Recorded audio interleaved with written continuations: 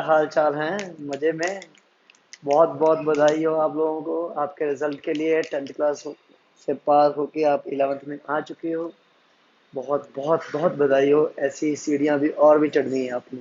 तो रुकना नहीं, थमना नहीं, चढ़ते जाना, जहां तक जा मिले जाते जाना। और वो बिल्कुल दुखी ना हो जिनके नंबर कम आए हैं। ये नंबर डिसाइड नहीं करेंगे आपका फ्यूचर। मेरे बहुत से ऐसे बच्चे हैं 75% लाए हैं और जिंदगी में बहुत तरक्कियां कर रहे हैं। और मैं ऐसा भी नहीं कह रहा हूँ यार पढ़ाई बंद कर दो, ठीक है? तो उनके पास उनका लक था कि वो अच्छा कर गए। क्या पता आपके पास भी आपका लक हो, आप भी अच्छा कर जाओ। बट जो अच्छा पढ़ने में कर रहे हैं, तो उनको ये बता दूं, उनकी मेहनत होगी उनका लक। उनको अपनी मेहनत से बहुत आगे तक जाना है। तो बिना टाइम वेस्ट करे आज का टॉपिक शुरू करते हैं। मैं हूँ गुरसेवक सिंह, आपका फिजिक्स टीचर। और आज का टॉपिक है फ्रिक्शन, क्लास 11th वालों के लिए। तो बेसिकली फ्रिक्शन क्या है? फ्रिक्शन क्या है? सबसे पहले तो आपको ये पता होना चाहिए, एक कांटेक्ट फोर्स है। क्या है? एक कांटेक्ट फोर्स। पढ़ा रखा है इसके कांटेक्ट और नॉन कांटेक्ट फोर्सेस के बारे में पहले भी। वीडियोस को देख सकते हो आप लोग, ठीक है? एक कांटेक्ट फोर्स होती है आपकी फ्रिक्शनल फोर्स। दूसरी चीज क्या करती है? Opposing motion. आपका कोई मोशन होगा उसको अपोज करने का काम करती है फ्रिक्शन। तो मोशन कैसा होना चाहिए? रिलेटिव होना चाहिए।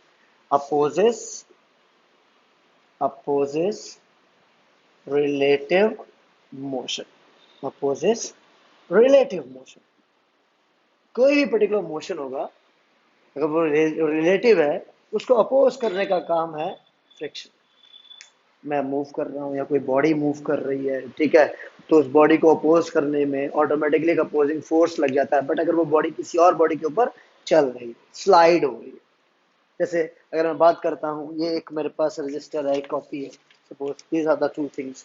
एक सरफेस ये हो गया, एक सरफेस ये हो गया, ठीक है? इसको इसके ऊपर मूव करवाऊंगा, तो अगर ये इसके ऊपर फ्रिक्शन लगा रहा है तो ये इसके ऊपर भी फ्रिक्शन लगाएगा। कैसे? ध्यान से देखिएगा, एक एग्जांपल समझाता हूँ आपको। देखो, अगर ये कोई बॉडी है बी नाम की, इसके ऊपर मैं दूसरी बॉडी रख देता हूँ ए नाम की, तो होने क्या जा रहा है? बी बॉडी ए बॉडी के ऊपर फोर्स लगाएगी, ए बॉडी बी के ऊपर फोर्स लगाएगी। एक्शन रिएक्शन लगेगा। हाँ जी, कैसे होगा वो समझाता हूँ मैं। सपोज ए बॉडी के ऊपर एक एक्सटर्नल फोर्स एफ लग रहा है। अब ये एफ फोर्स मैं लगा रहा हूँ ए के ऊपर इधर लेके जाने के लिए। बट ए को कोई रोकेगा, बी रोकेगा, तो बी के ऊपर फ्रिक्शनल फोर्स होगी पीछे की तरफ। बी की वजह से ए के ऊपर एक फ्रिक्शनल फोर्स होगी पीछे की तरफ, तो friction on A due to B. तो जब ए आगे जा रहा है तो ए को क्या दिखेगा? ए के विद रिस्पेक्ट बी कहां जा रहा है? बी पीछे जा रहा है। तो ए बी को पीछे जाने से रोकेगा। ए बी को पीछे जाने से रोकेगा। तो ए क्या करना चाहेगा? बी को अपने साथ आगे लेके जाना चाहेगा, तो ए बी के ऊपर फ्रिक्शनल फोर्स लगाएगा, ठीक? तो बी के ऊपर ए की वजह से फ्रिक्शनल फोर्स लग गया। ए ने बी के ऊपर फोर्स लगाया, बी ने ए के ऊपर फोर्स लगाया, वो दोनों के दोनों फोर्सेस पेयर में हैं। और एक्शन और रिएक्शन किसमें होते हैं? पेयर्स में होते हैं। सेम टाइप के हैं फ्रिक्शनल फोर्सेस हैं, सेम टाइप के भी हैं। डिफरेंट बॉडीज पर हैं, डिफरेंट बॉडीज पर भी हैं। तो कैसे हुआ ये? एक्शन रिएक्शन फोर्स हुआ, न्यूटन के थर्ड लॉ को फॉलो करने वाला केस हुआ ये। तो फिर ज्यादा साफ दिख रहा है ये पर्टिकुलर फोर्स आपकी टेंजेंशियल फोर्सेस हैं।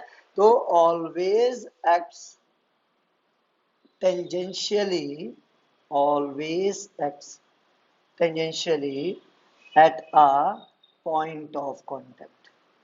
जो पॉइंट ऑफ कांटेक्ट होता है वहां पर ये टेंजेंशियली एक्ट करता है। ये आपको ध्यान में रखना है फ्रिक्शन के बारे में। फ्रिक्शन पहला पॉइंट कांटेक्ट फोर्स है। दूसरा point always opposes relative motion. तीसरा point always acts tangentially, always acts tangentially at a point of contact. ये आपको मैंने दिखा दिया। बट टेंजेंशियली पीछे की तरफ, टेंजेंशियली आगे की तरफ। ए के ऊपर टेंजेंशियली पीछे, बी के ऊपर टेंजेंशियली आगे। इस तरह से कुछ होता है। फिर बात करते हैं types of friction forces. Types के बारे में बात कर लेते हैं। फ्रिक्शन फोर्सेस के अपने टाइप्स हैं, उनके बारे में बात करते हैं भाई। तो भाई ये मेजर आपके तीन टाइप का होता है फ्रिक्शन फोर्स।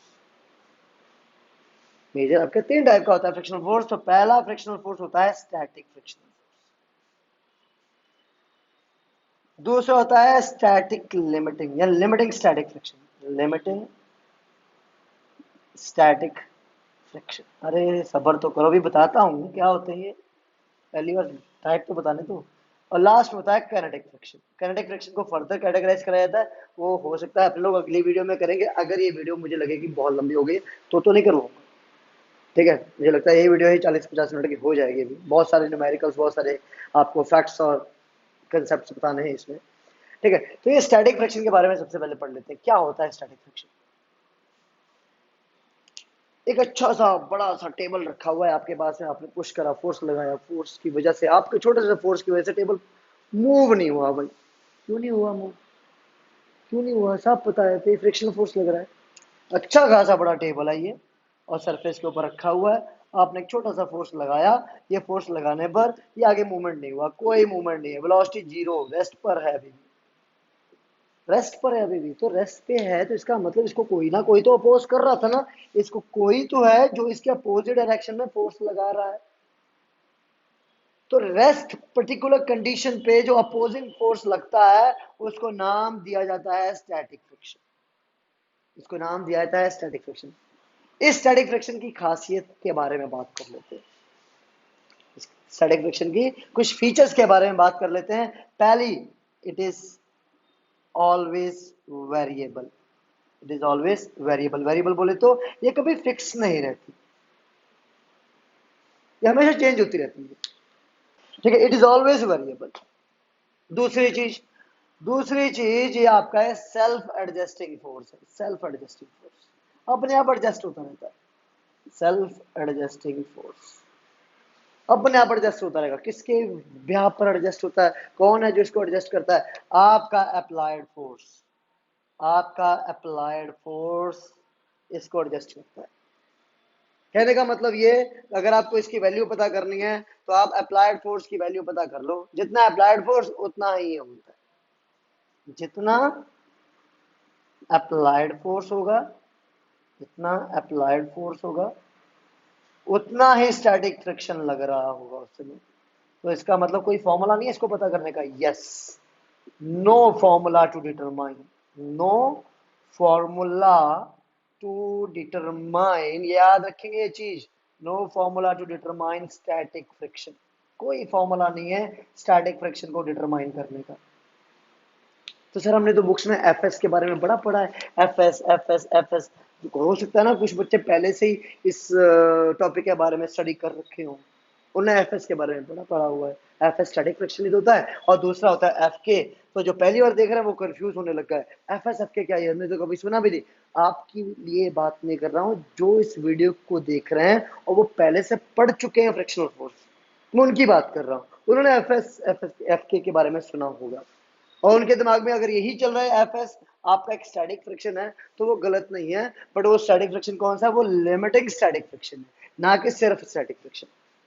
तो सिर्फ स्टैटिक फ्रिक्शन का कोई भी फॉर्मूला नहीं होता है, वो एक सेल्फ एडजस्टिंग फोर्स होता है। और वो सेल्फ एडजस्टिंग फोर्स अगर आपको निकालना है तो आप इजिली पता कर सकते हो कि अप्लाइड फोर्स जितना होगा उतना ही स्टैटिक फ्रिक्शन होगा। तो अगर कोई आपसे ये पूछ ले कि भाई एक बॉडी के ऊपर इतना फोर्स लग रहा है, ठीक, उसका एक पर्टिकुलर कांस्टेंट होता है वो दे रखा है, बताइए उसके ऊपर फ्रिक्शन फोर्स क्या। तो भाई अगर बॉडी मूव कर रही है, ठीक है, तो उसके ऊपर आएगा काइनेटिक फ्रिक्शन। कैसे सर, हमें कुछ नहीं समझ में आ रहा, कुछ नहीं पल्ले पड़ रहा। कोई बात नहीं, मैं सीक्वेंस में चलता हूँ, सारी बातें छोड़ दो। अभी एफएस और एफके के बारे में उनको बता रहा हूँ जो ऑलरेडी इस टॉपिक को देख चुके हैं, पढ़ चुके हैं, तो वो कंफ्यूज ना हो। एफएस आपका कोई स्टैटिक फ्रिक्शन नहीं है, वो एक लिमिटिंग स्टैटिक फ्रिक्शन है, उसका फॉर्मूला होता है। बट स्टैटिक फ्रिक्शन का कोई फॉर्मूला नहीं होता है, ये आप अल्ले बांध लो। तो उसकी वैल्यू कैसे पता करते हैं, अप्लाइड फोर्स की वैल्यू पता करो, वही स्टैटिक फ्रिक्शन होती है। अप्लाइड फोर्स की वैल्यू पता करो, वही स्टैटिक फ्रिक्शन होता है। अप्लाइड फोर्स की वैल्यू पता करो, वही स्टैटिक फ्रिक्शन होता है। कोई फॉर्मूला नहीं है, सेल्फ एडजस्टिंग होता है, ऑलवेज वेरिएबल होता है, चेंज हो जाएगा। चेंज कैसे हो जाएगा, आप अप्लाइड फोर्स को चेंज करो, ऑटोमेटिकली स्टैटिक फ्रिक्शन चेंज हो जाएगा। तो सर लिमिटिंग स्टैटिक फ्रिक्शन क्या है, ठीक है, इसके बारे में बात करते हैं, इसके बारे में बात करते हैं। लिमिटिंग स्टैटिक फ्रिक्शन क्या है, लिमिटिंग स्टैटिक फ्रिक्शन क्या है। बॉडी को मोशन में लाना टफ है या बॉडी को मोशन में मेंटेन करना टफ है, क्या लगता है, क्यों भाई, सोच के देखिए। एक पर्टिकुलर चीज है, हिल नहीं रही है, और आपने अच्छा खासा फोर्स लगा दिया, और जैसे ही मोशन में आई फिर भागते उसको लेके, फिर दौड़ते उसको लेके, तो यार यहाँ से तो लॉजिकली ये समझ में आता है कि उसको मोशन में लाना टफ है, और उसके बाद एक बार अगर वो मोशन में आ गई फिर तो कॉन्टिन्यूसली इजिली वो चलती जाएगी, मोशन में आई जाएगी। तो बिल्कुल लिमिटिंग स्टैटिक फ्रिक्शन वो मैक्सिमम स्टैटिक फ्रिक्शन है, it is a maximum static friction, static friction in which body tends to move, body tends to move। ये एक ऐसा फोर्स है फ्रिक्शन का जब आपकी बॉडी चलना शुरू कर दे, चलेगी नहीं बट चलना शुरू कर दे, जस्ट मूव होने वाली है, मैं जस्ट मूव होने वाला हूं, मेरे ऊपर एक ऐसा फोर्स लग गया कि अब मैं उसको कंट्रोल नहीं कर सकता, मेरे आप में से बाहर है। अब मैं अगर चलना चाहूंगा तो मुझे जो फोर्स एक्सपीरियंस करनी चाहिए वो लिमिटिंग स्टैटिक फ्रिक्शन के बराबर हो जाए, तो ऑटोमेटिकली मेरी बॉडी चलना शुरू कर देगी। तो it is that maximum static friction which in which body tends to move. इससे ज्यादा फ्रिक्शनल फोर्स किसी बॉडी के ऊपर नहीं लग सकता, ये मैक्सिमम स्टैटिक फ्रिक्शन। ठीक, तो ये मैक्सिमम स्टैटिक फ्रिक्शन को डिनोट करा जाता है एफएस के साथ, इसके साथ एफएस के साथ। ये एफएस डायरेक्टली प्रोपोर्शनल होती है नॉर्मल रिएक्शन के, ये चीज हमेशा ध्यान रखेंगे। किसकी होती है? Always directly proportional to normal reaction. Normal reaction की वैल्यू जितनी बढ़ाते रहोगे ये नॉर्मल, ये आपका लिमिटिंग स्टैटिक फ्रिक्शन फोर्स उतना ही बढ़ता जाएगा। कैसे सर? तो ध्यान से देखिए, एक्सपेरिमेंटली मैं कुछ आपको चीजें समझाना चाहूंगा। अरे एक्सपेरिमेंटली चीज़ों को समझाने के लिए मुझे एक्सपेरिमेंटल टूल्स एंड टेक्निक्स चाहिए, बट वो भी मैं ऐसे ही करने की कोशिश करूंगा। ध्यान से देखो, अगर ये कोई सरफेस है, ठीक है, और ये कोई बॉडी है, ठीक है, आपने क्या करा, इसके ऊपर एक फोर्स एफ लगाया, आपने क्या करा, एक फोर्स एफ लगाया। ये फोर्स जब एफ आपने लगाया तो उस पर्टिकुलर केस में इसको एक अपोजिंग फोर्स मिल रहा था, static frictional force, that is F S. Capital F आपने लगाया, एफ एस पीछे की तरफ लग रहा था जो बॉडी को अपोज कर रहा था। ठीक, अब क्या हुआ, ये एफ एस मैं क्या कह रहा हूं, F S is directly proportional to normal reaction. Normal reaction जाती है हमेशा ऊपर की तरफ, और नॉर्मल रिएक्शन किसके बराबर होती है आपको ये पता है, एम जी के बराबर। ठीक, तो इसका मतलब क्या है कि अगर एन चेंज होगा तो एफ एस चेंज होगा, तो इसका मतलब एन किसके ऊपर डिपेंड कर रहा है, हमें तो ये पता है एन की वैल्यू एम जी के बराबर होती है, हमें तो ये पता है एन की वैल्यू एम जी के बराबर होती है। तो इसका मतलब ये हुआ एन चेंज होगा, सॉरी, अगर एम जी चेंज होगा तो एन चेंज होगा, और अगर एन चेंज होगा तो एफ एस चेंज होगा, तो इनडायरेक्टली एफ एस जो है वो डिपेंड कर रहा है किसके ऊपर, मास के ऊपर। एफ एस जो है वो किसके ऊपर डिपेंड कर रहा है, मास के ऊपर। तो अगर इस बॉडी का जो मास है वो चेंज हो जाएगा तो ऑटोमेटिकली नॉर्मल रिएक्शन चेंज होगी, नॉर्मल रिएक्शन चेंज होगी तो ऑटोमेटिकली फ्रिक्शनल फोर्स चेंज हो जाएगा। तो अगर मैं ये जो 10 किलो का है इसके ऊपर एक और 10 किलो रख दूंगा तो ऑटोमेटिकली मास चेंज होगा, नॉर्मल रिएक्शन चेंज हो जाएगी, ऑटोमेटिकली फ्रिक्शनल फोर्स चेंज हो जाएगा। एरिया के ऊपर डिपेंडेंसी इसकी नहीं होती है। Frictional force does not depend upon area in contact. Frictional force does not depend on area of contact. ये चीज हमेशा आप ध्यान रखेंगे भाई, एरिया ऑफ कॉन्टेक्ट के ऊपर कभी भी फ्रिक्शनल फोर्स डिपेंड नहीं करता, इस चीज का हमेशा ध्यान रखिएगा। क्यों सर? एरिया बढ़ा दो तो ऑटोमेटिकली ज्यादा एरिया पर फ्रिक्शन लगेगा। तो देखो भाई क्या होता है, अब यहाँ पर ये 10 किलो है, यहाँ पर ये 10 किलो है, ठीक, इस 10 किलो के मैं एरिया को बढ़ा दूंगा तो एफ एस की जो डिपेंडेंसी है वो तो नॉर्मल डायरेक्शन के ऊपर ही रही, वो तो नॉर्मल डायरेक्शन के ऊपर ही रही, और नॉर्मल डायरेक्शन की डिपेंडेंसी मास के ऊपर रही, तो मास तो उतना ही रहा ना, एरिया को जितना मर्जी कर दो। फ्रिक्शनल फोर्स और किसी चीज के ऊपर डिपेंड नहीं करता एक्सेप्ट नॉर्मल डायरेक्शन, और नॉर्मल डायरेक्शन एरिया के ऊपर डिपेंड नहीं करता क्योंकि वो मास के ऊपर डिपेंड करता है, और मास एक फंडामेंटल यूनिट है जो किसी के ऊपर डिपेंड नहीं करता। यूनिट्स एंड मेजरमेंट्स में आप लोग ये पढ़ चुके हो, क्लियर है ना? तो भाई मास एरिया के ऊपर डिपेंड नहीं करता, नॉर्मल डायरेक्शन मास के ऊपर डिपेंड करती है, वहां पर कोई एरिया नहीं आ रहा, फिर एफ एस आपका नॉर्मल डायरेक्शन के ऊपर डिपेंड कर रहा है, तो अच्छी बात है वो भी कोई एरिया आपको यहाँ पर रिप्रेजेंट कर नहीं रहा है। अगर आप डायरेक्टली पोर्शन का साइन हटाओगे भी तब भी कोई एरिया नहीं आने वाला है क्योंकि कांस्टेंट आएगा, और कांस्टेंट एरिया हो नहीं सकता है। तो भाई डायरेक्टली प्रोपोर्शनल का जब अपने लोग साइन हटाते हैं तो लिखा जाता है mu S, that is coefficient of limiting static friction. या just static friction, coefficient of static friction जिसको आप बोलते हो, और ये पर्टिकुलर वैल्यू 1 से कम ही होती है। ठीक है, तो म्यू एस यहाँ पर क्या है, म्यू एस मैं आपको बता दूं, coefficient coefficient of static friction. तो इसका पहले आपको कंसेप्ट क्लियर कर देते हैं कि एफ एस की वैल्यू अगर पता करनी हो तो कैसे पता कर सकते हो, स्टैटिक फ्रिक्शन की वैल्यू पता करनी हो तो कैसे करोगे, लिमिटिंग स्टैटिक फ्रिक्शन की वैल्यू पता करनी हो तो कैसे पता करोगे। तो इसको बेसिकली अपने लोग एक्सप्लेन कर सकते हैं with the help of taking an example. ठीक है, तो कोई भी एग्जाम्पल ले सकते हैं यार, कोई भी, किसी भी तरह।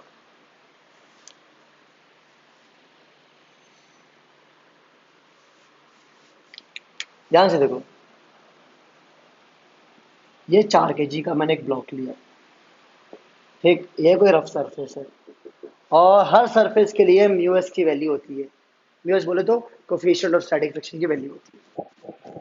ठीक है, तो ये होगी सपोज समथिंग मैंने दे रखी है 0.6 यूनिट लेस होती है, और एक फोर्स एफ लग रहा है इसके ऊपर, सपोज वो है मान लो 8 न्यूटन का, सपोज 8 न्यूटन का या 10 न्यूटन का मान लो, या चलो 5 न्यूटन का मान लो यार, कुछ भी मान लो, फोर्स की वैल्यू 5 न्यूटन हो गई सपोज।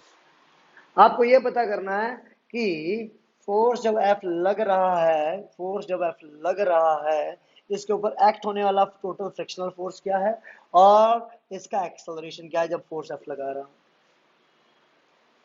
स्मूथ सरफेस पर तो बड़ा आसान काम है, स्मूथ सरफेस पे फ्रिक्शनल फोर्स होगा नहीं, तो मैं डायरेक्टली क्या करूंगा, फोर्स एफ लग रहा है, F is equal to M A is equal to F upon M, बहुत आसान काम था सर, एफ को डिवाइड कर दिया 4 के साथ, एक्सेलरेशन आ जाएगा।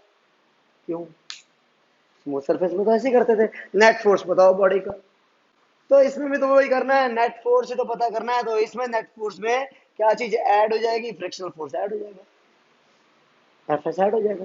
तो एफ एस की वैल्यू पता करो, तो एफ एस ये कौन सा है, लिमिटिंग स्टैटिक फ्रिक्शन वाला एफ एस है।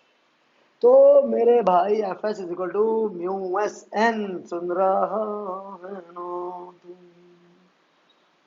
बोल रहा हूँ मैं, सुन रहा है ना तुम, F S is equal to mu S N. तो म्यू एस की वैल्यू कितनी है, 0.6 इंटू नॉर्मल डायरेक्शन कितना है, नॉर्मल डायरेक्शन तो लो एन ऊपर एम जी नीचे, तो ऑटोमेटिकली एम आपके पास 4 इंटू जी कितना 10, तो तो 6 और 24, अरे बाप रे बाप, सही बोल रहा हूँ मैं, एफ एस की वैल्यू होगी 24 न्यूटन। मतलब सर आपने कहा फ्रिक्शनल फोर्स निकालो, तो फ्रिक्शनल फोर्स 24 न्यूटन लग रहा है, और आप लगा रहे हो 5 न्यूटन, आप लगा रहे हो 5 न्यूटन। तो इस समय इसका मतलब इस बॉडी के ऊपर लगने वाला फ्रिक्शनल फोर्स क्या 24 न्यूटन है। तो मैं आपको बता दूं, ये सरासर गलत आंसर है। क्या आप बोल रहे हो सर, अभी आपने कहा स्टैटिक फ्रिक्शन ऐसे निकालेंगे, हमने वैसे ही निकाला है, 24 न्यूटन आया, अब आप कह रहे हो गलत है। ठीक है, limiting static friction, body just begins to slide, body just begins to slide. तो इसका मतलब जब आपने एक फोर्स एफ लगाया होगा, जब आपने एक फोर्स एफ लगाया होगा, और वो पर्टिकुलर फोर्स एफ इसके फ्रिक्शनल फोर्स के जस्ट बराबर आ चुका होगा, तो बॉडी मूव करना शुरू कर देगी। तो ठीक है, मैं इस फोर्स को पहले इसके साथ कंपेयर तो करके देखूं, मैंने तो लिमिटिंग स्टैटिक फ्रिक्शन निकाला है, कि कहने का मतलब कम से कम इतना फोर्स इसके ऊपर लगाओगे तब बॉडी चलेगी, कम से कम इतना फोर्स इस बॉडी के ऊपर लगाओगे तब बॉडी चलेगी। आप लगा रहे हो 5 न्यूटन, तो 5 न्यूटन का कंसेप्ट तो ये कहता है स्टैटिक फ्रिक्शन नहीं लगेगा, बॉडी तो हिलेगी भी नहीं। तो ठीक है, static friction F S 24 Newton हुआ, तो भाई स्टैटिक फ्रिक्शन क्या होता है, अरे सेल्फ एडजस्टिंग फोर्स होता है यार वो तो। अच्छा, तो इसका मतलब स्टैटिक फ्रिक्शन जब लग रहा है तो उसकी वैल्यू क्या होगी, उसकी वैल्यू उतनी होगी जितनी अप्लाइड फोर्स की वैल्यू होती है। अच्छा, तो अप्लाइड फोर्स तो 5 न्यूटन है, इसका मतलब फ्रिक्शनल फोर्स भी 5 न्यूटन हुआ। ओके, क्लियर हुई ना बात। तो भाई ये एफ एस 24 न्यूटन आपने निकाला ये पता करने के लिए कि बॉडी मोशन में आएगी या नहीं आएगी, तो हमें साफ दिख रहा है बॉडी मोशन में नहीं आएगी। क्योंकि ये 5 न्यूटन जो मैंने लगाया ये तो बॉडी को हिलाएगा भी नहीं, जब हिलाएगा नहीं तो इसका मतलब बॉडी रेस्ट पे है, जब रेस्ट पे है तो इसका मतलब स्टैटिक फ्रिक्शन लग रहा होगा। स्टैटिक फ्रिक्शन लग रहा है तो कितना लग रहा है, जितना फोर्स अप्लाई कर रहा हूँ, क्योंकि मैंने अभी पढ़ा कि एक static frictional force self adjusting force होता है और उसकी वैल्यू कितनी होती है, जितना अप्लाइड फोर्स होगा उतना ही स्टैटिक फ्रिक्शन होगा। क्लियर होगी है ना बात, कुछ दिक्कत वाली बात तो नहीं, सब राजी खुशी। ओके, तो भाई अगर मैं एक और केस लेता हूँ, मैं एक और केस लूंगा भाई, मैं यही सेम केस, मैं सपोज यहाँ 3 kg की बॉडी ले ली और म्यूएस की वैल्यू को मैंने कर दिया 0.2, कितना कर दिया 0.2, ठीक है। और अब मैं क्या कर रहा हूँ, मैं इसके ऊपर लगा रहा हूँ 10 न्यूटन का फोर्स।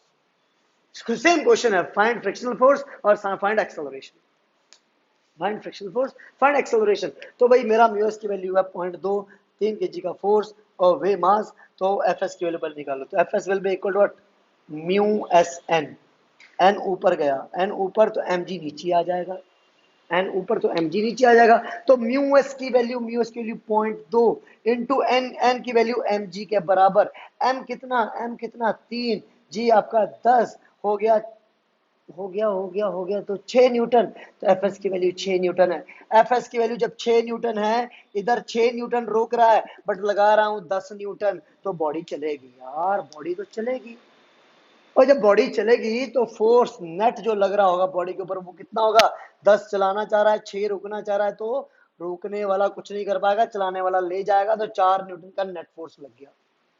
और जब 4 न्यूटन का नेट फोर्स लग गया तो एक्सेलरेशन ए की वैल्यू कितनी हो जाएगी, तो एक्सेलरेशन ए की वैल्यू हो जाएगी एफ नेट अपॉन मास, तो एफ नेट की वैल्यू 4, मास की वैल्यू 3, तो ऑटोमेटिकली 4/3 मीटर पर सेकंड स्क्वायर का एक्सेलरेशन इसके ऊपर लग रहा है। क्लियर हुआ, होना चाहिए। तो भाई लिमिटिंग स्टैटिक फ्रिक्शन समझ में आ गया, स्टैटिक फ्रिक्शन समझ में आ गया, तो इस समय जो एफ एस निकल के आया वो क्या है, लिमिटिंग स्टैटिक फ्रिक्शन है, इतना लगेगा चलाने के लिए। ठीक, तो सर काइनेटिक फ्रिक्शन क्या है, ठीक है वो भी देख लेते हैं, वो भी देख लेते हैं। एक ऐसा फ्रिक्शनल फोर्स, मैं इस केस को मिटा नहीं रहा हूं, रीजन क्योंकि अभी जब इसको समझाऊंगा तो दिमाग में इसके रिगार्डिंग एक क्वेश्चन आ जाएगा, इस क्वेश्चन के रिगार्डिंग, इस क्वेश्चन के रिगार्डिंग यहाँ पर आपके दिमाग में क्वेश्चन आएगा, तो इसलिए मैं इसको एज इट इज रख रहा हूँ, और जो क्वेश्चन आएगा मैं आपको अभी बता दूंगा क्या है वो, ताकि मैं रिलेट कर दूं और आपका डाउट हैंड पॉइंट क्लियर कर दूं। काइनेटिक फ्रिक्शन क्या है, काइनेटिक फ्रिक्शन एक ऐसा फ्रिक्शनल फोर्स है जब बॉडी के ऊपर तब लगता है जब बॉडी मोशन में हो। डाउट आ गया होगा, डाउट आ गया होगा, बॉडी मोशन में है सर, एक्सेलरेशन है, एफ एस 6 न्यूटन, तो फ्रिक्शन फोर्स 6 न्यूटन नहीं हुआ, फ्रिक्शनल फोर्स तो काइनेटिक फ्रिक्शन के बराबर होगा, तो इसका मतलब एफ एस नहीं है तो ये एफ के है। आपने एफ के कैसे निकाल दिया, एफ के 6 न्यूटन हो ही नहीं सकता क्योंकि वो तो म्यू एस है, तो म्यू एस आपको एफ एस निकालवा के दिखाता है। ऐसे कुछ डाउट्स आएंगे, अभी बताते रुकिए। काइनेटिक फ्रिक्शन की वैल्यू, तो काइनेटिक फ्रिक्शन तब लगता है जब बॉडी मोशन में होती है, और इसकी वैल्यू निकालने का फॉर्मूला क्या है, तो ये भी एफ के क्या होता है, डायरेक्टली प्रोपोर्शनल किसके होता है, एन के होता है। तो थोड़ी देर पहले मैंने अभी डिस्कस करा था, बॉडी को मोशन में लाना टफ है या बॉडी के मोशन को मेंटेन करना टफ है, ये बताया था ना। तो ध्यान से देखिए, अगर एफ के का डायरेक्टली प्रोपोर्शनल में हटाऊं तो आता है यहाँ पर म्यू के एन, अरे ये म्यू एस है, यहाँ म्यू के लगा, तो इसका मतलब इसका म्यू के पता ही नहीं है हमें, म्यू के पता होता तो फ्रिक्शनल फोर्स निकाल पाते, और फ्रिक्शनल फोर्स निकाल पाते तो आंसर आपका जो आपको पूछा जाता है कि find the frictional force on this body, तो हमें उसके इसमें एफ के निकालना होता है जब बॉडी मोशन में होती है। बिल्कुल सही बात, जब भी बॉडी आपको लगे मोशन में है तो उस समय का फ्रिक्शनल फोर्स आपको एफ के ही निकालना है, एफ की ही निकालना है जब बॉडी मोशन में।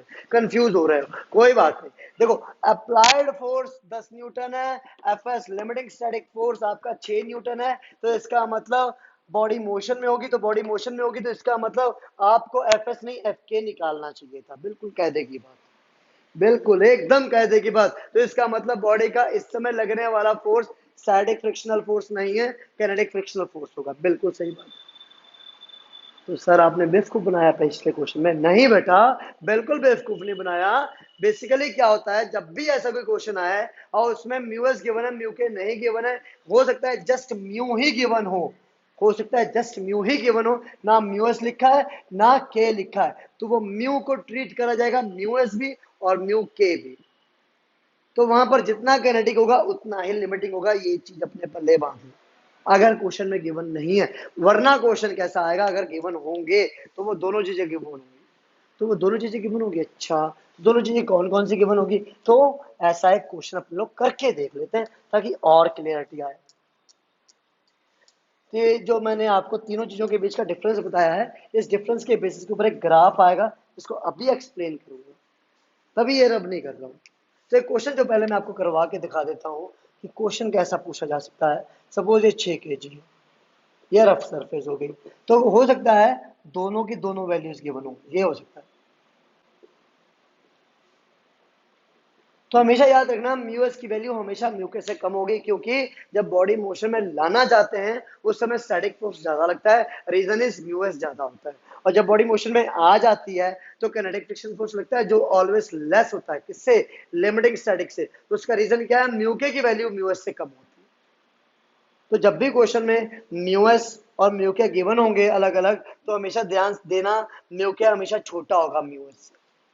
और जब भी जैसे म्यू गिवन होगा तो आप उस म्यू को म्यू एस भी कंसिडर कर सकते हो, म्यू के भी कंसिडर कर सकते हो, दोनों कंसिडर कर सकते हो अगर म्यू एस और म्यू के कुछ नहीं गिवन है, जस्ट म्यू गिवन है। तो अब आपको यहाँ पर अप्लाइड फोर्स की वैल्यू गिवन है, अप्लाइड फोर्स की वैल्यू है सपोज 24 न्यूटन। और आपको यह पता करना है इसमें अप्लाइड फ्रिक्शनल फोर्स क्या है और इसमें एक्सेलरेशन क्या है, ये पता करना है। तो इन सच केस आपको सबसे पहले तो ये पता करना पड़ेगा क्या बॉडी मोशन में आएगी। तो बॉडी मोशन में आना चाहती है तो आपको ये पता करना है एफ एस की वैल्यू क्या होगी। अगर ये 24 न्यूटन एफ एस को एक्सीड कर रहा है तो इसका मतलब बॉडी के ऊपर जो लगने वाला फ्रिक्शनल फोर्स होगा वो म्यू के की वजह से होगा, वो म्यू के की वजह से होगा। तो अप्लाइड फ्रिक्शनल फोर्स जो आपको निकालना होगा उस केस में आपको एफ के निकालना होगा। तो पहला काम क्या करेंगे, पहला काम ये पता करेंगे एफ एस की वैल्यू। एफ एस पता करने का तरीका F mu S into N, और म्यू एस आपके पास है 0.6, एन ऊपर नॉर्मल डायरेक्शन, एम जी नीचे, तो एन की वैल्यू एम जी के बराबर, एम जी 6 इंटू जी, जी बोले तो 10, तो कितना हो गया, ये हो गया 36 न्यूटन। एफ एस की वैल्यू कितनी हो गई, 36 न्यूटन। और जब एफ एस ही ज्यादा है 24 से, तो जाहिर सी बात है आपकी पर्टिकुलर बॉडी के ऊपर लगने वाला फ्रिक्शनल फोर्स कितना हुआ, बॉडी रेस्ट, बॉडी रेस्ट पर है, बॉडी रेस्ट पर है, बॉडी रेस्ट पर है। Body is not even trying to move, वो तब ट्राई करती है मूव करने के लिए भी जब उसका अप्लाइड फोर्स किसके बराबर होता, 36 न्यूटन के बराबर हुआ था। Body is trying to move, और जब वो ट्राई कर रही है तो इसका मतलब उस समय आपका एफ एस कितना है, उसके अप्लाइड फोर्स के बराबर, that is mu S N के बराबर। ये चीज हमेशा ध्यान रखिएगा यहाँ पे। तो एफ की वैल्यू है 24 न्यूटन, एफ एस की वैल्यू है 36 न्यूटन, इसका मतलब एफ एस कम है एफ से। अगर एफ एस की वैल्यू ज्यादा है कैपिटल एफ से, एफ एस ज्यादा हो कैपिटल एफ से, तो ये कंडीशन हमेशा लगेगी। और ये जब कंडीशन लगेगी तो applied force static frictional force के बराबर है, तो आपकी पर्टिकुलर वैल्यू जो फ्रिक्शनल फोर्स होगी तो वो कितना होगा, 24 न्यूटन। तो उस समय एफ के नहीं, जस्ट एफ होगा, जस्ट एफ। चलिए सर, इसी क्वेश्चन का एक दूसरा रूप करके देखते हैं। सपोज सपोज 6 kg की जगह बॉडी 2 kg की है सपोज, और 24 न्यूटन का फोर्स लग रहा है। म्यू एस की वैल्यू है आपके पास 0.6, म्यू के की वैल्यू है 0.4, वही सेम चीज है, 2 kg। अब बताइए क्या लग रहा है इसके ऊपर applied force, sorry applied force का फ्रिक्शनल फोर्स, और इसका एक्सेलरेशन क्या है। ठीक है, तो मुझे भाई सबसे पहले तो फ्रिक्शनल फोर्स पता करने के लिए मुझे ये पता करना पड़ेगा बॉडी मोशन में आएगी या नहीं। F S is equal to mu S into N, mu S 0.6 into N M G, that is 2 into 10। तो भाई 0.6 इंटू 10 हो गया 6 इंटू 2 12, तो 12 न्यूटन। तो भाई 12 न्यूटन का फोर्स पीछे की तरफ लगना चाहेगा एफ एस, और 24 न्यूटन उसको एक्सीड कर रहा है, तो बॉडी तो मोशन में आ गई। और जब बॉडी मोशन में है तो लगने वाला फ्रिक्शनल फोर्स लिमिटिंग स्टैटिक ना होके कौन सा हो जाएगा, एफ के हो जाएगा। तो हमें कौन सा फ्रिक्शनल फोर्स निकालना है इस समय, एफ के निकालना है, जो अकॉर्डिंग टू द क्वेश्चन आपको पूछा गया। बॉडी मोशन में है तो एफ के की वैल्यू निकालनी है, तो आपको अपने आप अंदाजा लगाना पड़ेगा उस समय एफ निकालना है, एफ एस निकालना है या एफ के निकालना है। तो रिलेट करना पड़ेगा एफएस को अप्लाइड फोर्स के साथ, एफएस को अप्लाइड फोर्स के साथ। तो भाई अगर एफएस की वैल्यू अप्लाइड फोर्स से कम है तो ये कंडीशन, अगर एफएस की वैल्यू अप्लाइड फोर्स के बराबर है तो ये कंडीशन, और अगर एफएस की वैल्यू लेस है कैपिटल एफ से तो किनेटिक फोर्स का जो कंडीशन होती है वो लग जाएगी। तो एफ के की वैल्यू क्या होगी, वो हो जाएगी म्यू के इंटू एन, या आर नहीं ले रहे अपने लोग, एन ले रहे हैं। तो एन की वैल्यू एम जी के बराबर, तो 0.4 इंटू एन बोले तो M G that is 2 into 10, तो आपका यहाँ पर आ जाएगा 8 न्यूटन। एफ के की वैल्यू 8 न्यूटन। एफ के की वैल्यू जब 8 न्यूटन होगी तो नेट फोर्स, तो नेट फोर्स आपको पता करना है, तो नेट फोर्स हो जाएगा 24 में से माइनस कर दो 8 को, 24 लेके जाना चाह रहा है, 8 माइनस होगा तो 12 न्यूटन। तो वो था ना लिमिटिंग स्टैटिक, हमें तो कंडीशन पहले पता करनी होती है, बॉडी किस कंडीशन में होगी, इस कंडीशन में होगी, इस कंडीशन में होगी या इस कंडीशन में होगी। तो एफ एस और एफ निकालने के बाद हमें इन तीनों में से कोई एक कंडीशन मिल जाती है, अगर एक कंडीशन मिलेगी तो अप्लाइड फोर्स ही आपका स्टैटिक फ्रिक्शन के बराबर हो जाता है या फ्रिक्शन फोर्स के बराबर हो जाता है, ठीक है। और अगर कम होगी तो हमें नेट फोर्स निकालना होता है। तो नेट फोर्स आपका कितना आया, 16 न्यूटन। अब दूसरा क्वेश्चन है एक्सेलरेशन पता करिए, तो एक्सेलरेशन की वैल्यू कितनी होगी, 16/2, that gives you what 8 Newton. तो क्लियर, सॉरी यार हो जाता है कभी कभी, 8 मीटर पर सेकेंड स्क्वायर। तो इस तरह से आप एक्सेलरेशन की वैल्यू निकाल सकते हो। तो ये है आपके पास यहाँ पर डिफरेंस तीन कंडीशंस का, किस किस का, एक हो गया स्टैटिक फ्रिक्शन का, एक हो गया लिमिटिंग स्टैटिक फ्रिक्शन का, एक हो गया काइनेटिक फ्रिक्शन का। अब बात करते हैं इसके ग्राफ को, कि ग्राफ में क्या डिफरेंस होगा। कुछ ज्यादा डिफरेंस नहीं है यार, मैं हूं तो चिंता की कोई बात नहीं करनी है आपने। ओके, इसको ड्रॉ रहने देते हैं ताकि आपको समझ में आता है। सेल्फ एडजस्टिंग फोर्स होता है कौन सा, स्टैटिक फ्रिक्शन फोर्स। तो इधर आपके पास हो गया frictional force, only frictional force. ये आपके पास है अप्लाइड फोर्स। तो ग्राफ देखते हैं, ग्राफ कैसा बनेगा। इनिशियली बॉडी रेस्ट पर है, तो अगर आप कुछ भी फोर्स लगाते हो बॉडी रेस्ट पे रहेगी, बट रेस्ट पे होने का कारण उसके ऊपर का लगने वाला स्टैटिक फोर्स होता है। तो आपने बॉडी का मोशन स्टार्ट करा, बॉडी धीरे धीरे मूव करना शुरू कर रही है, बॉडी धीरे धीरे मूव करना शुरू कर रही है, बॉडी धीरे धीरे मूव नहीं कर रही है, सॉरी यार, मैं आप धीरे धीरे फोर्स लगाना शुरू कर रहे हो, बॉडी रेस्ट पर, बॉडी रेस्ट पर है। तो इसका मतलब बॉडी रेस्ट पे है, तो तब तक जो आपका अप्लाइड फोर्स होगा वही स्टैटिक फ्रिक्शन फोर्स के बराबर होगा। तो इसका मतलब इनके बीच में बनने वाला एंगल क्या हो जाना होना चाहिए, 45 डिग्री। सिंपल है। क्यों, क्योंकि अगर 1 न्यूटन का अप्लाइड फोर्स है तो 1 न्यूटन का स्टैटिक फ्रिक्शन फोर्स होगा, और अगर इन दोनों कोऑर्डिनेट्स को अगर मैं ज्वाइन करता हूं, तो ज्वाइन करने के बाद मैं यहाँ लाइन ड्रॉ करूंगा, तो ये कितना आएगा, 45 ही तो आएगा मेरे भाई, नहीं, क्योंकि टेन थीटा, अगर ये थीटा है तो tan theta will be equal to 1/1, that becomes what 1, और थीटा कितना 45। समझ में आया, तो एंगल कितना होगा 45 डिग्री। ठीक है, तो इसकी कंडीशन कब तक रहेगी, जब तक ये कंडीशन नहीं आ जाती। तो ये सपोज ये कंडीशन आ गई, तो ये वो कंडीशन है जब आपका फ्रिक्शनल फोर्स किसके बराबर हो जाता है, लिमिटिंग लिमिटिंग स्टैटिक फ्रिक्शन। ये आपका particular force limiting static friction के बराबर हो जाएगा पर्टिकुलर इस कंडीशन में जाके। कहने का मतलब body just begins to slide, यहाँ टेंड्स टू स्लाइड, यहाँ टेंड्स टू मूव। इस पर्टिकुलर कंडीशन में body tends to move. Body motion में आने के बाद क्या होता है, बॉडी के ऊपर लगने वाला फ्रिक्शन फोर्स कम हो जाता है। क्यों, क्योंकि अभी पढ़ा आपने लोगों ने, क्योंकि म्यू के की वैल्यू कम होती है म्यू एस से, तो बॉडी कम, फ्रिक्शन फोर्स कम हुआ, और जैसे बॉडी कॉन्टिन्यूस मोशन में आ चुकी है तो उसका काइनेटिक फ्रिक्शन क्या रहता है, कांस्टेंट हो जाता है। तो ये ग्राफ प्लॉट कर लीजिएगा, ये हो गया स्टैटिक फ्रिक्शन, ये हो गया स्टैटिक फ्रिक्शन, ये हो गया यहाँ पर काइनेटिक फ्रिक्शन, ये हो गया काइनेटिक फ्रिक्शन।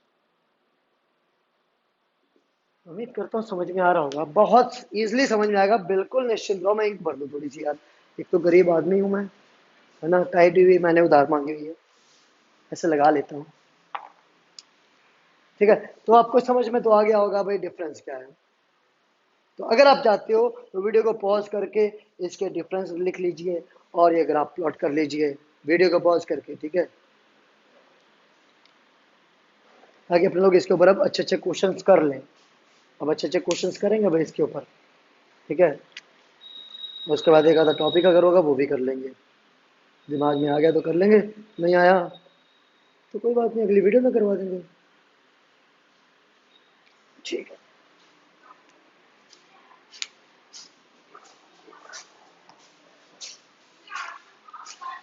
ठीक है, अब देखिए आगे, अब रब कर लें साथ में इसको। रहा है ना तो ओ,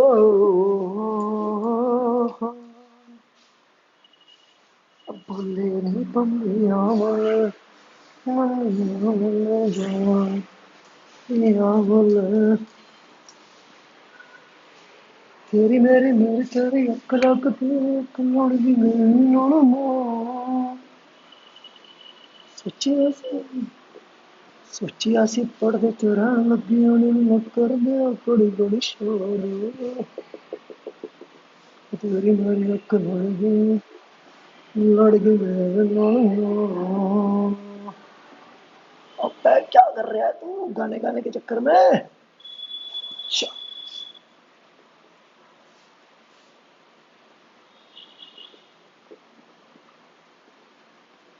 भाई एक सिंपल सा क्वेश्चन आपके सामने प्रकट कर रहा हूं मैं, ध्यान दीजिएगा।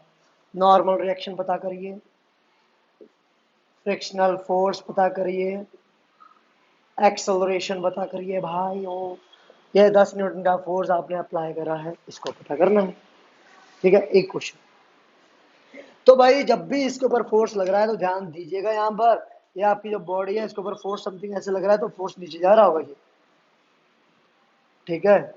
और ये जो एंगल बन रहा है यहाँ पर 60 डिग्री का, 60 है ना, ठीक, तो 60 ये हो गया। इसका बन गया दो कंपोनेंट, एक आगे चला गया एक नीचे चला गया, तो ये हो गया एफ कॉस 60 और ये हो गया एफ साइन 60। फ्रिक्शनल फोर्स पीछे की तरफ लग गया, फ्रिक्शनल फोर्स एफ एस हो गया, नीचे की तरफ लग गया, नॉर्मल एक्शन एंड ऊपर की तरफ हो गया, नॉर्मल एक्शन एंड ऊपर की तरफ हो गया और नीचे की तरफ वेट एम जी हो गया, ठीक। अब सबसे पहला काम, बॉडी मोशन में आ रही है नहीं आ रही, तो आपको बेसिकली क्या करना है, एफ एस पता करना है, एफ एस की वैल्यू पता करनी है। तो एफ एस की वैल्यू कितनी होगी, म्यू एस एन के बराबर, है ना, ठीक। अब बात आती है सर एन कितना है, तो ध्यान से देखिए, बॉडी ना तो ऊपर आएगी ना नीचे आएगी, तो एन ध्यान से देखना, एन आप गलती से भी जस्ट एम जी के बराबर मत लगा देना, क्योंकि एक और कंपोनेंट नीचे की तरफ दिख रहा है आपको एफ साइन थीटा, तो एन की value M G plus F sine theta के बराबर हो गई।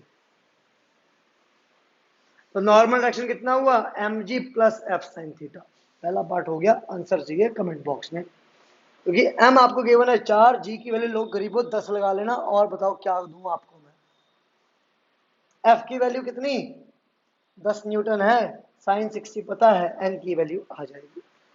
फाइंड फ्रिक्शनल फोर्स, तो ये फ्रिक्शनल फोर्स यहाँ लगा, सॉरी एन की वैल्यू यहाँ निकालने के बाद यहाँ पुट कर देना, और म्यू एस की वैल्यू 0.6 पुट कर देना, और आपको एफ एस की वैल्यू मिल जाएगी। अभी फ्रिक्शनल फोर्स नहीं, एफ एस की वैल्यू मिल जाएगी। अब इस एफ एस को कंपेयर करना किसके साथ, एफ कॉस 60 डिग्री के साथ, क्योंकि यह पर्टिकुलर बॉडी मोशन में लाना जा रही है। अब अगर एफ एस की वैल्यू कम ज्यादा होती है एफ कॉस 60 से, तो फ्रिक्शनल फोर्स कौन सा लगेगा, तो फ्रिक्शनल फोर्स कौन सा लगेगा, जितना अप्लाइड होगा उतना लग जाएगा, ठीक। और अगर अगर एफ एस कम निकलता है एफ कॉस 60 से, तो आपको एफ नेट निकालना पड़ेगा, that is F cos 60 degree minus F S. निकाल के दिखा देता हूँ, ठीक है, ध्यान से देखो, मैं मुझे इसके लिए एन भी निकालना पड़ेगा, कोई बात नहीं।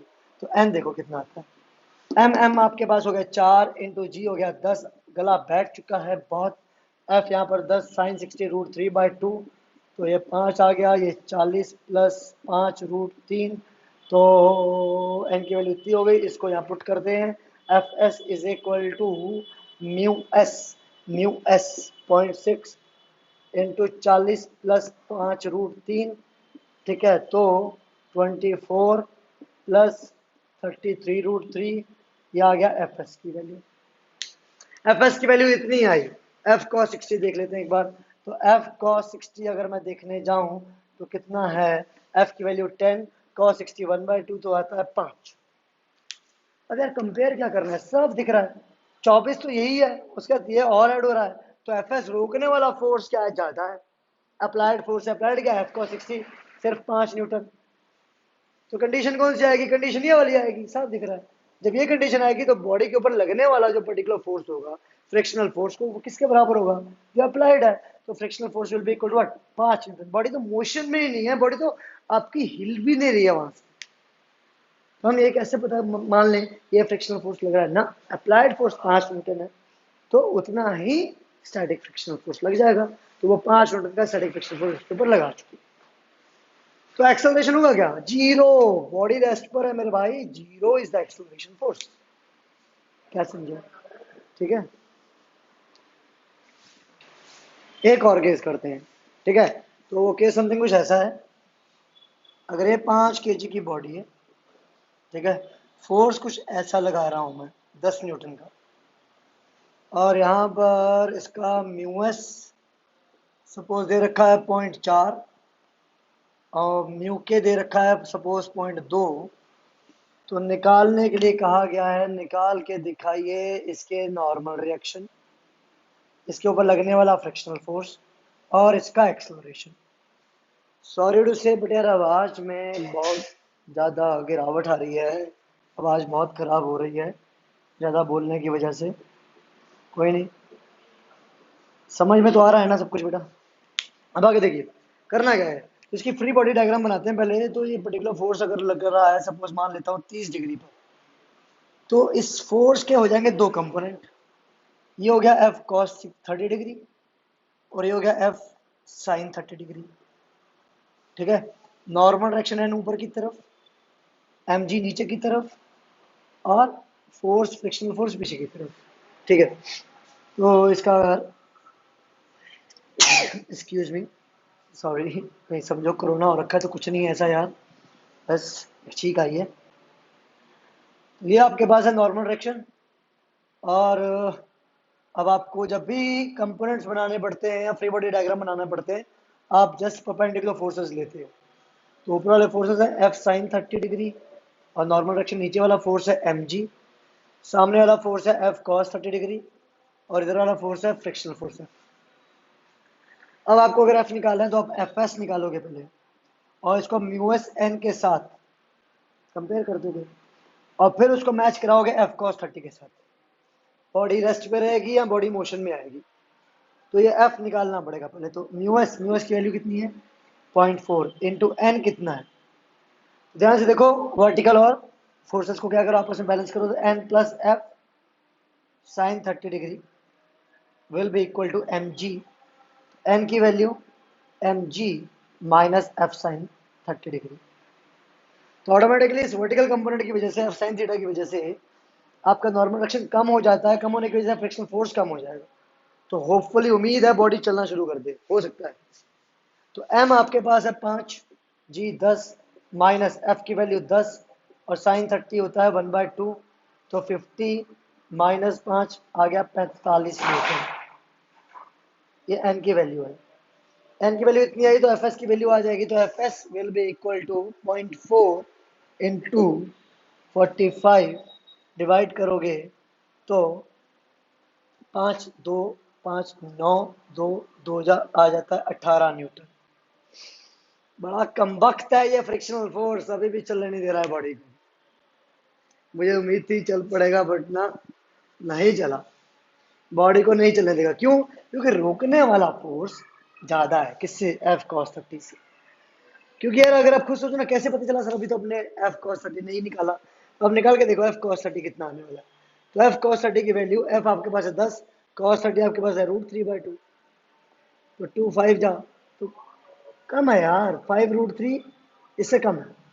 अब जब आपके पास एफ cos 30 की वैल्यू कम है एफ एस से, तो इसका मतलब इसके ऊपर लगने वाला फ्रिक्शनल फोर्स एफ एस नहीं है, क्योंकि बॉडी तो रेस्ट पे है, और रेस्ट पे कौन सा फोर्स लगता है, कौन सा फोर्स लगता है, स्टैटिक फोर्स लगता है। वो किसके बराबर होता है, अप्लाइड फोर्स के बराबर होता है। अप्लाइड फोर्स क्या है, जो बॉडी को हॉरिजॉन्टल डायरेक्शन में लेके जाना चाहता है एफ कॉस 30। कहीं अप्लाइड फोर्स आप सोचो 10 न्यूटन है, 10 न्यूटन का फ्रिक्शनल फोर्स होगा, नहीं, अपोजिट डायरेक्शन, रिलेटिव उसके with respect, tangential opposite direction, तो इसके अपोजिट डायरेक्शन में एफ कॉस 30 लग रहा है, तो स्टैटिक फ्रिक्शनल फोर्स कितना होगा, एफ कॉस 30 के बराबर होगा। ये चीज यहाँ पर ध्यान रखिएगा। इन केस अगर एफ कॉस 30 ज्यादा आ जाता किससे, 18 न्यूटन से, तो कुछ हो सकता, बट अभी नहीं हो सकता कुछ भी। ठीक है, तो एक क्वेश्चन और करके दिखाता हूँ आपको मैं।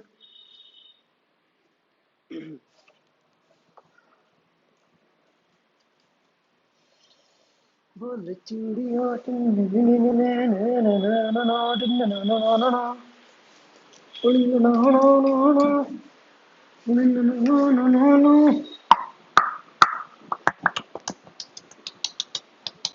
चलो, इधर मैंने फोर्स लगाया एक, नहीं समझे, दीवार, ब्लॉक के ऊपर मैं फोर्स लगा रहा हूँ ताकि वो नीचे ना गिरे। ठीक है, कितने का फोर्स लगा दिया, सपोज 40 न्यूटन का फोर्स लगा दिया, सपोज कितने का, 40 न्यूटन का फोर्स आपने ऐसे लगाया कि ब्लॉक नीचे ना गिरे। चलिए नहीं करने दे रहे सर, 1 kg का ब्लॉक है बस, तो 40 न्यूटन का फोर्स, एफ एस 0.3 मान लिया और म्यू के 0.2 मान लिया। जब तक बॉडी मोशन में नहीं आती म्यू के का कोई काम ही नहीं है तब तक। ठीक है, तो ये बॉडी नीचे आना चाहेगी किसकी वजह से, mg की वजह से। इसको रोकना कौन चाहेगा, इसका फ्रिक्शनल फोर्स F।